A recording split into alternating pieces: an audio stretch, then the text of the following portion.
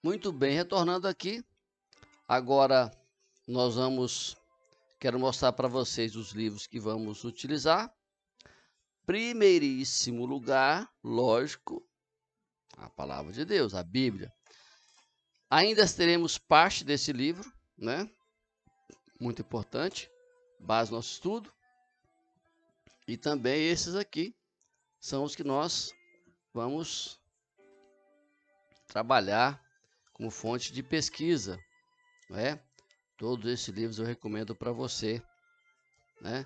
Importantíssimo aqui, esse que vocês conheçam aqui, ó.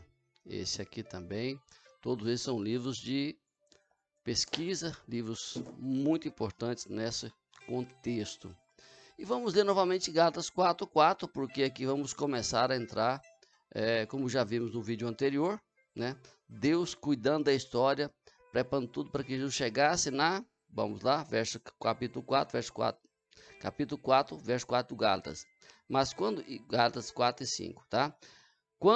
Mas quando chegou a plenitude do tempo, Deus enviou o seu filho, nascido de mulher, nascido sob a lei, para resgatar os que estavam sob a lei, a fim de que recebessem a adoção de filhos. Então Jesus veio no tempo certo, no momento exato, na plenitude.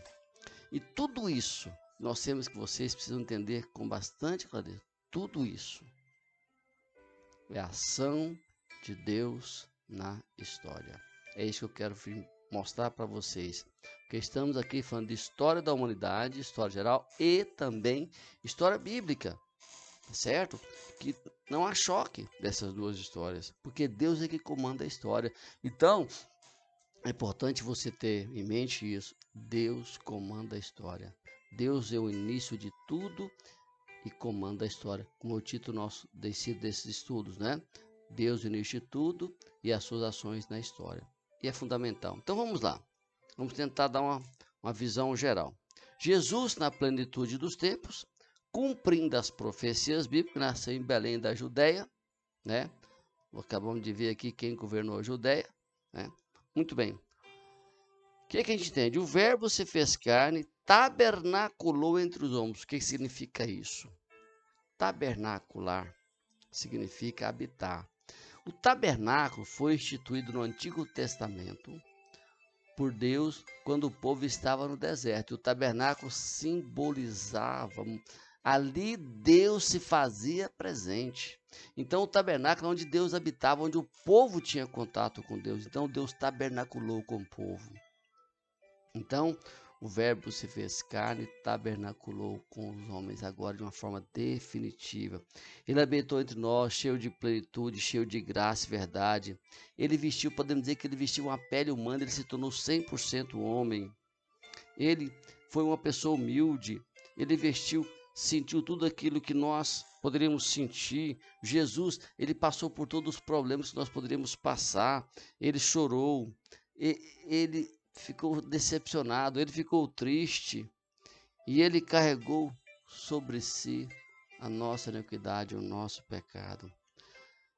Então, Amazon, esse foi o pano de fundo. Agora, tanto na cultura helênica quanto na romana, certo? Quando eles se uniram, veio a contribuição para que Jesus viesse à plenitude dos tempos. Tudo contribuiu. Quando Jesus nasceu na Palestina, estava sob o domínio de Roma. Com a perseguição de Herodes o Grande, José e Maria fugiram com o menino Jesus de volta para o Egito, de onde o povo de Deus havia saído, ficando lá até a morte do rei Herodes.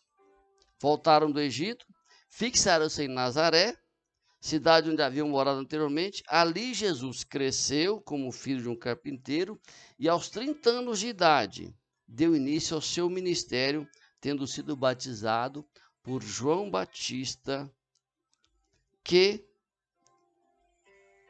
começou a pregação do arrependimento. E era um pouco estranho isso para o judeu, mas João Batista veio com a mensagem de salvação dos pecadores por meio do arrependimento. E João Batista batizou Jesus. João Batista que inseriu dentro do contexto, antes da criação da igreja, a questão do batismo. Então, Veja bem, que ali no Jordão, Jesus foi batizado, onde se abriu os céus e Deus falou: este é meu filho amado, em quem me comprazo, ou seja, em quem tenho prazer. Ali, o Espírito Santo se apresenta em forma de uma pomba, né? Logo após Jesus sair logo após ter sido batizado, quando ele foi imergido, ali dando confirmação e legitimação do ministério de Jesus que se iniciava. Do Jordão, Jesus foi conduzido ao deserto, onde jejuou por 40 dias e 40 noites. Ele foi para ser tentado pelo diabo, onde o diabo tentou dissuadi-lo, tentou derrubá-lo. O diabo derrubou o primeiro Adão, mas não poderia derrubar o segundo definitivo Adão, que é o próprio Filho de Deus. Então, chegando a Nazaré, onde viveu a maior parte da sua vida terrena, entrou na sinagoga, tomou o rolo, o livro, né? E ele abre o texto que diz que o Espírito do Senhor está sobre mim, porque me ungiu para pregar aos pobres, curar os enfermos. Então aqui Jesus, ali era o cumprimento dessa profecia. Predita a Isaías, que trouxe esta palavra, em onde se cumpriu. Então Jesus, por meio disso, ele agora estabelece, ele separa 12 pessoas. 12 homens escolhidos. Só Deus poderia escolher aquele discípulo, gente. Se você olhar, um parênteses aqui, né?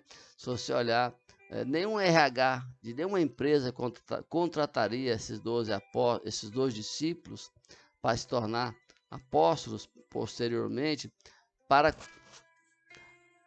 cumprir uma missão tão grande. Qualquer RH não diria, eles não têm condições. Pessoas simples, semi-analfabetas, nenhum diploma, né, nada. Mateus era o mais bem preparado da equipe, o resto não, pescadores, profissão simples, né? Mas, aí você vê, Deus não escolhe capacitados. Deus escolhe aquele que ele pode capacitar. Isso é maravilhoso. Então Jesus chamou os quais esses discípulos deu o nome de apóstolos, que quer dizer, no grego, apóstolo, quer dizer enviados, né? Então, Jesus então passou um período de quase 3 anos treinando, discipulando, preparando para uma tarefa grandiosa, que eu digo para você com toda certeza, afirmo para você, nenhum ser humano é capaz, pela sua capacidade própria, de conseguir exercer o ministério se não for escolhido, preparado e sustentado por Deus. É humanamente impossível.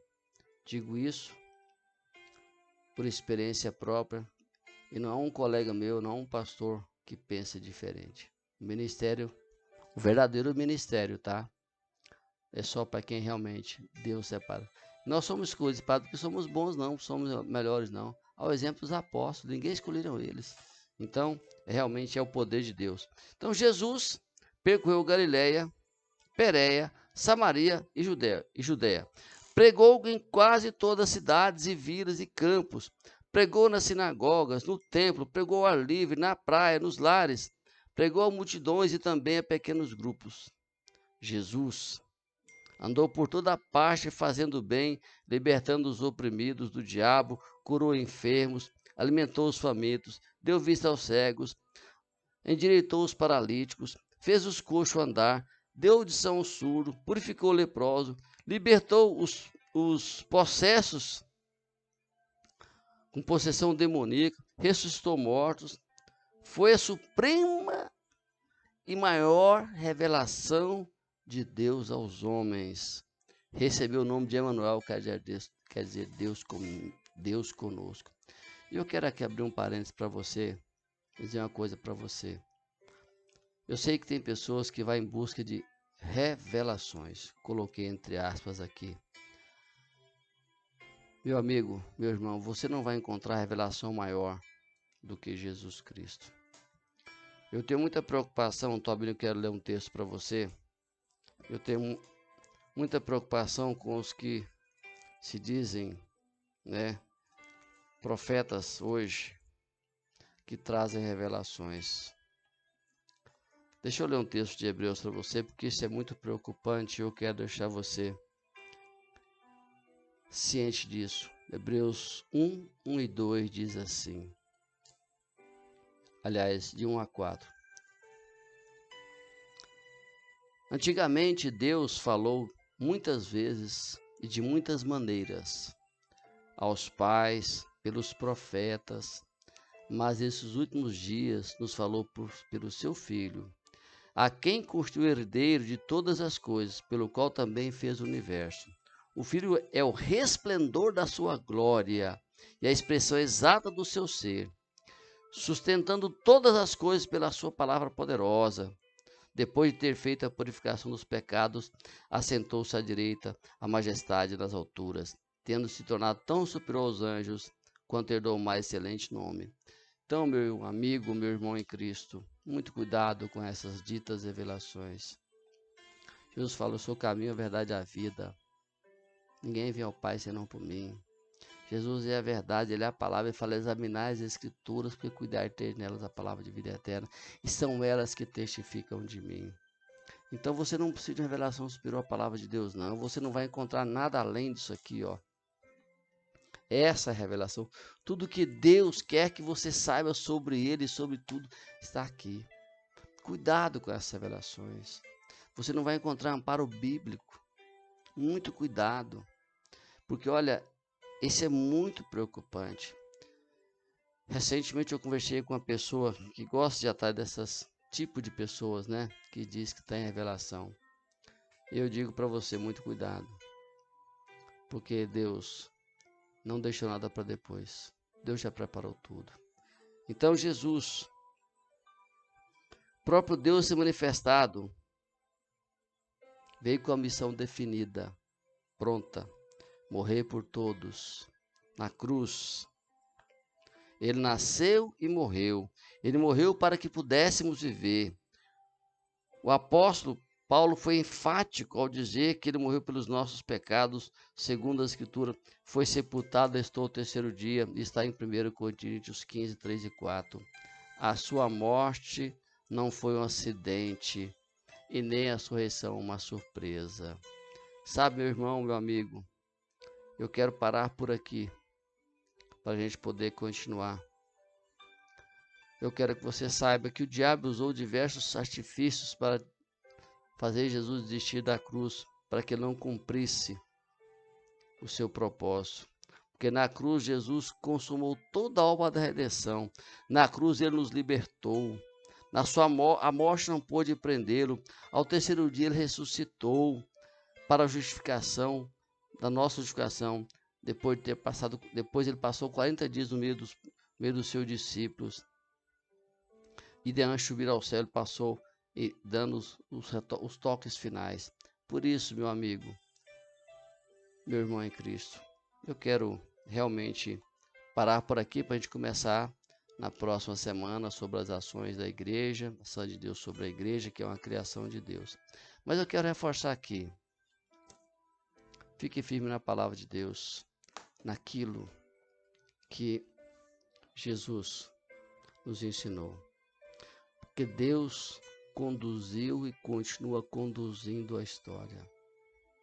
Não tenha medo, não tenha receio. Deus está no comando de tudo, tá bom? Eu quero, antes de encerrar, orar com você, explicar a Deus, Deus sobre a sua vida. Vamos orar? Senhor nosso Deus, Pai, eu te louvo, te agradeço, Pai querido, que Tu és o único e verdadeiro Deus. Pai, continua nos abençoando, nos abençoe nessa semana, abençoe essa pessoa que está ouvindo essa palavra, que ela seja ricamente abençoada. Dá-lhe uma semana tranquila e de paz. Que ela possa fortalecer-se no Senhor, na Tua palavra. Abençoe as suas vidas. Eu oro, Pai, e agradeço em nome de Jesus. Amém. E Deus te abençoe, uma semana abençoada. E até a próxima semana, onde continuaremos esse tema. Um grande abraço.